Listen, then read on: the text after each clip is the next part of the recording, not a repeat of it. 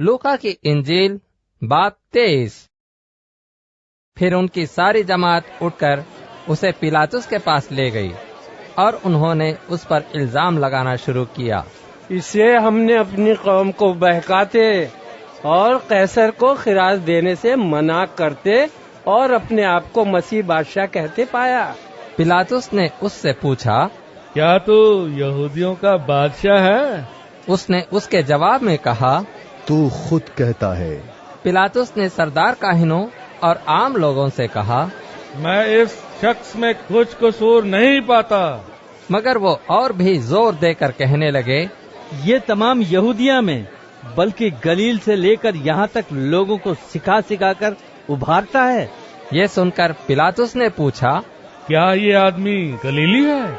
और ये मालूम करके कि हेरोदेस की अमलदारी का है, उसे हेरोदेस के पास भेजा, क्योंकि वो भी उन दिनों यरूशलेम में था।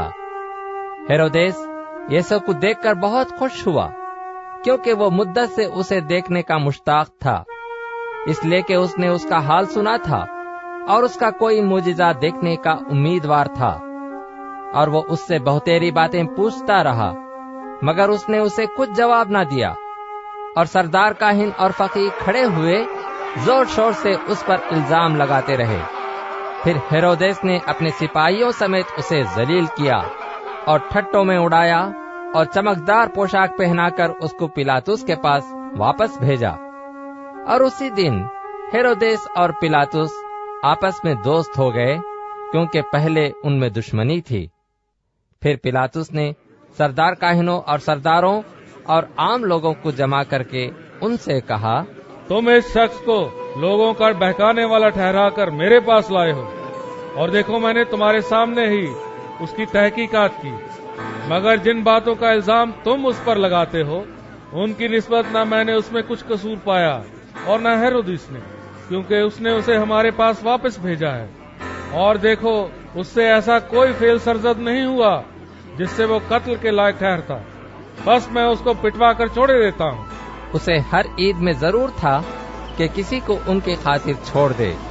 वो सब मिलकर चिल्ला उठे, इसे ले जा और हमारी खातिर बरअब्बा को छोड़ दे। ये किसी बगावत के बाइस जो शहर में हुई थी, खून करने के सबब से कैद में डाला गया था। मगर पिलातुस ने यीशु को छोड़ने के इरादे से फिर उनसे कहा, लेकिन वो चिल्लाकर कहने लगे,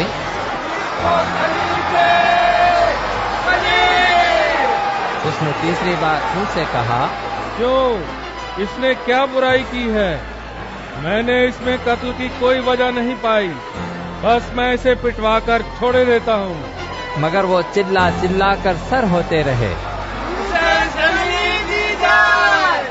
और उनका चिल्लाना कारगर हुआ। बस पिलातुस ने हुक्म दिया, उनकी दरख्वास्त के मुआफिक हो। और जो शख्स बगावत और खून करने के सबब से कैद में पड़ा था और जिसे उन्होंने मांगा था, उसे छोड़ दिया।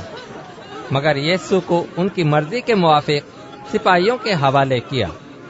और जब उसको लिए जाते थे तो उन्होंने शमौन नाम एक कुरैनी को, जो देहात से आता था, पकड़कर सलीब उस पर रख दी कि यीशु के पीछे पीछे ले चले। और लोगों की एक बड़ी भीड़ और बहुत सी औरतें जो उसके वास्ते रोती पीटती थीं, उसके पीछे पीछे चलीं। यीशु ने उनकी तरफ फिरकर कहा, ऐ यरूशलेम की बेटियों, मेरे लिए न रो, बल्कि अपने और अपने बच्चों के लिए रो।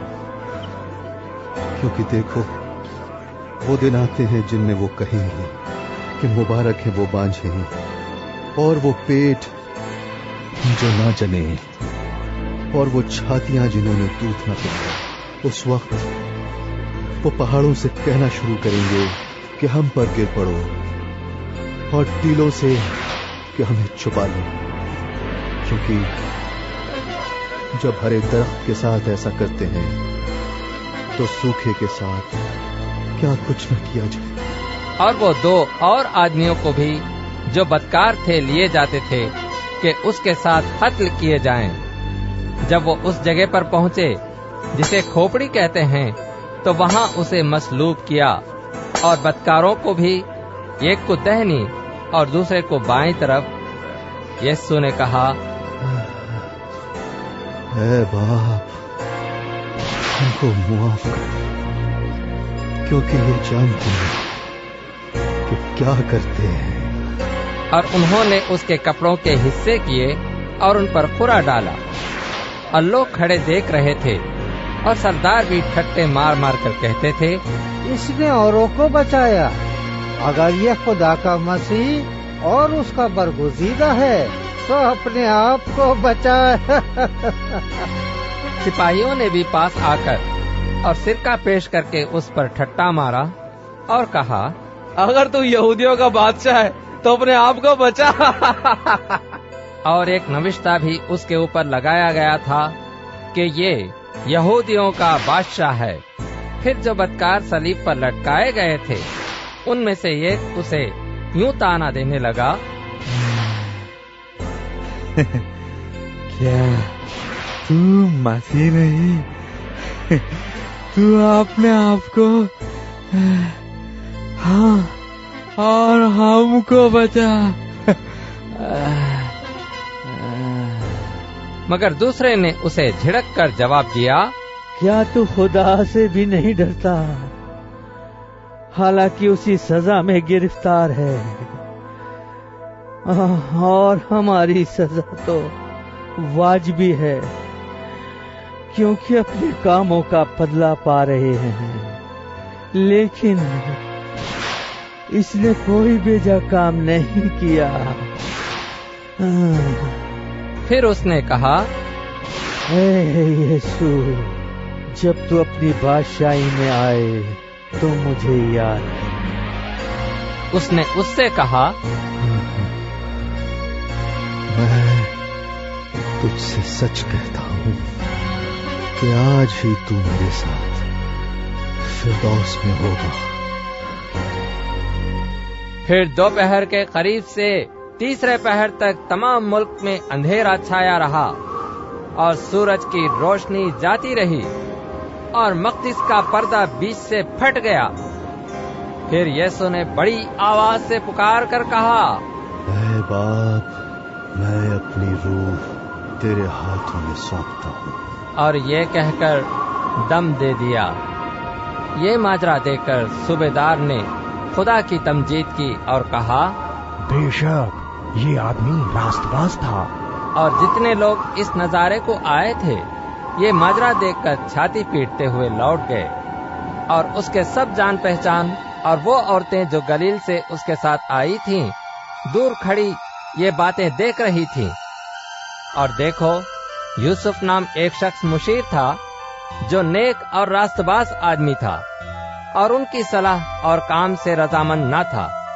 یہ یہودیوں کے شہر ارمتیہ کا باشندہ اور خدا کی بادشاہی کا منتظر تھا۔ اس نے پیلاطس کے پاس جا کر یسوع کی لاش مانگی اور اس کو اتار کر مہین چادر میں لپیٹا، پھر یہ قبر کے اندر رکھ دیا جو چٹان میں کھدی ہوئی تھی، اور اس میں کوئی کبھی رکھا نہ گیا تھا۔ وہ تیاری کا دن تھا اور سبت کا دن شروع ہونے کو تھا، اور ان عورتوں نے جو اس کے ساتھ گلیل سے آئی تھیں پیچھے پیچھے جا کر اس قبر کو دیکھا، اور یہ بھی کہ اس کی لاش کس طرح رکھی گئی، اور لوٹ کر خوشبودار چیزیں اور عطر تیار کیا۔